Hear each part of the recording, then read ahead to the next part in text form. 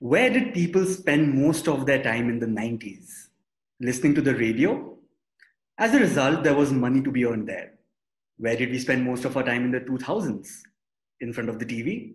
As a result, there was money to be earned on television. Now we are spending most of our time on our phones, on either Instagram or YouTube, consuming content that a complete stranger has created. As a result, there's now significant potential for money to be earned here. Welcome to the creator economy. Who is a creator? The simple answer is all of us. We're all creating something every single day. Your grandmother knits a sweater, she's a creator. Your sister plays the guitar, she's a creator. You cook a delicious dish, you are a creator. But in today's context, we are looking at creators on the internet. You put up a dance video on the internet, you have created entertainment. You share a skill online with your followers, you have created education. The latest tech platforms and gadgets have enabled everyone to create. Let's think about shooting a video. 15 years ago, creating a video was a time-consuming process. You needed access to the right camera equipment, and you needed someone with the skills and technical know-how of using that camera equipment. Then you needed editing software, and again, you needed the skills to use that editing software. Then you needed to do post-production to complete your video, like adding subtitles or music. Phew, I'm already tired and I don't want to create a video at all, even though I might have a great idea that I could communicate in my video. Fast forward to 2021, now you have supremely high quality cameras in your phones. Tech platforms like Instagram and TikTok do all the hard work to enable you to make videos for social media without any added skill set. They have inbuilt features that let you edit your video however you want. You can add text on it. You can even add music of your choice. Being able to add music itself has been a game changer. Why? Because music is copyrighted. You can't just use anyone's music and use it for your video. But tech platforms have intermediated that for you by paying royalty to the musician and enabling you to use that music in your reels or TikToks, enabling you to create great content just by using your phone. And let's not even talk about access to phones. To me, it seems like internet is more prevalent than electricity sometimes. Everyone has internet and everyone has a phone. It is very easy to literally pick up a phone and start creating content, no matter if you're living in New York or Nainital. If you're still battling with understanding what a creator does, the answer is really simple. A creator does what he, she, or they love to do.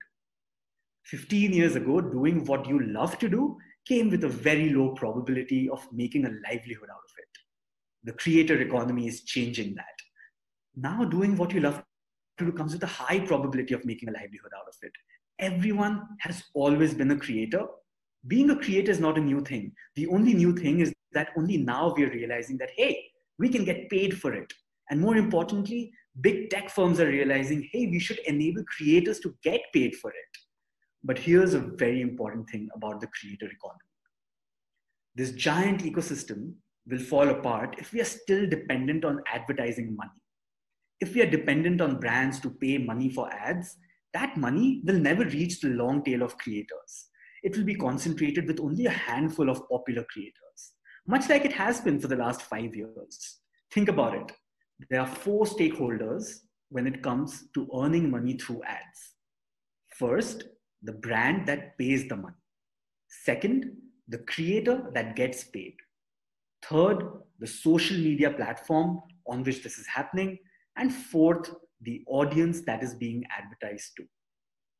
A brand reaches out to an influencer and says that, hey, here's some money, talk about my brand and get us 50,000 views. The influencer takes that money and puts up a post on their social media handle. But remember, the content is an ad, which means the content isn't really authentic. So the creator really may not be able to deliver those 50,000 views on it. So what does the influencer do? They give money to Instagram and Facebook to show that video to more and more people till the time they're able to deliver those 50,000 views. But hold on, the brand paid money because they wanted to connect with that particular creator's audience and that particular creator's community, not just any random person using Instagram. So what's happening to all the 4 stakeholders in this scenario? The brand isn't reaching out to the audience they intended to. The influencer is spending most of what they earn from the brand on running ads on Instagram. The audience is being served unauthentic content that they don't want to see. And as a result, the social media platform is getting cluttered with bad content. Users leave the app, and literally all four stakeholders are left unhappy by the end of it all. But here's what happens in the perfect creator economy. There is no advertiser involved. Remember, the goal is to move away from advertising money from brands. There are only three stakeholders: the creator, the audience, and the tech platform on which they're interacting with each other. The creator is free to create content that they are passionate about and believe their audience will connect with. The audience gets access to amazing, authentic content from a creator they trust. And the tech platform not only enables this, but also creates an ecosystem to allow the creator to generate content and monetize their content through subscriptions, donations, social commerce, or even tips. What's happening to the stakeholders in this scenario? The creator is able to earn money directly from the audience, giving them the best content experience and without having to spend that money on ads. The audience gets access to valuable content in exchange for a small amount of money, just like a Netflix subscription. The tech platform keeps a small percentage of the creator's earnings for giving them that ecosystem. Everyone is happy. And there's been a lot of rapid movement in this direction recently. Substack allows you to send newsletters to your audience base and helps you earn a subscription amount from your audience. Twitter has recently incorporated newsletters into their ecosystem as well and will enable creators to monetize that as well. Facebook is creating an ecosystem for you to get paid for doing live events or workshops directly on the Facebook app. Patreon gives creators the infrastructure to run a membership service, allowing them to earn a monthly income from subscribers. OnlyFans provides a platform where users can post NSFW photos and videos protected by a paywall. YouTube allows creators to make exclusive content for paying members. Twitter has launched super followers who will pay creators money for exclusive tweets. Basically, we're now moving towards a digital world where anyone can get paid for their skill and talent. Being a creator is open to everyone who has something to express, and there is absolutely no barrier to entry. Yes, it isn't as easy as it sounds. Getting an audience and building a community is a process. You have to be consistent. You build, you build, you build. You give, you give, you give, and then finally you monetize. Imagine you've built an audience of 100,000 users, like users. Even if 10% of your fans agree to spend just 10 rupees per month for your content, you stand a chance to make 1 lakh per month. And these are conservative numbers. Instagram has 1 billion users, and 25% of them have more than 1 lakh followers. That means that with the math we just did, 250 million users could potentially earn 1 lakh per month.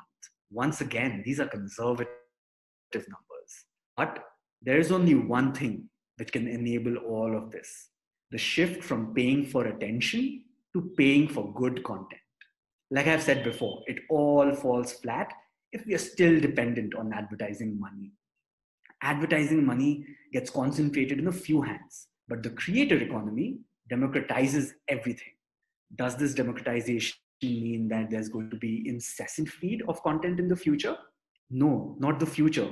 It's already happening. Back in the day, we consumed content through one radio channel, just one. Then we moved to television sets, which had 12 channels. Then came cable TV with 100 channels. Then we got DTH services like Tata Sky with more than 500 channels. Fast forward to today. Guess how many channels does YouTube have? More than 37 million. Now you're thinking, wait, hold on. If so much content is being created, who is going to consume it? There is someone for everyone. Everyone wants personalized content, and no one or two big players can cater to everyone's needs anymore. There's a strong demand for authentic content, which hasn't been spruced up and edited over by 15 people to produce a seemingly perfect output. People want to see your mistakes. They want to see the real you. Content isn't one size fits all anymore. There's space not just for but for every type of content. People are literally paying money to watch people play video games.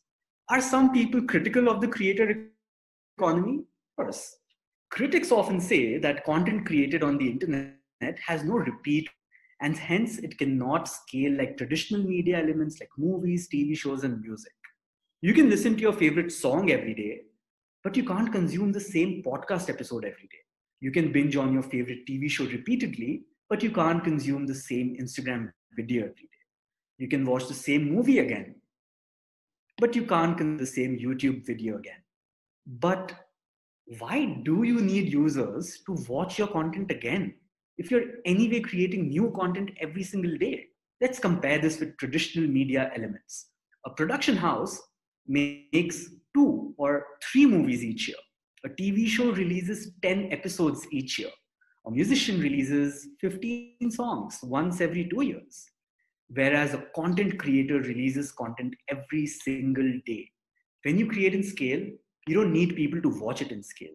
Once is more than enough. But do you know what is the most important, impactful thing that a creator economy does? It unlocks creative potential. It unleashes raw creativity in humans, in you, in me, and in every single person who wants to express something on the internet. It breaks barriers of entry.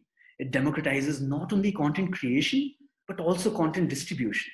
Most importantly, it allows everyone to create.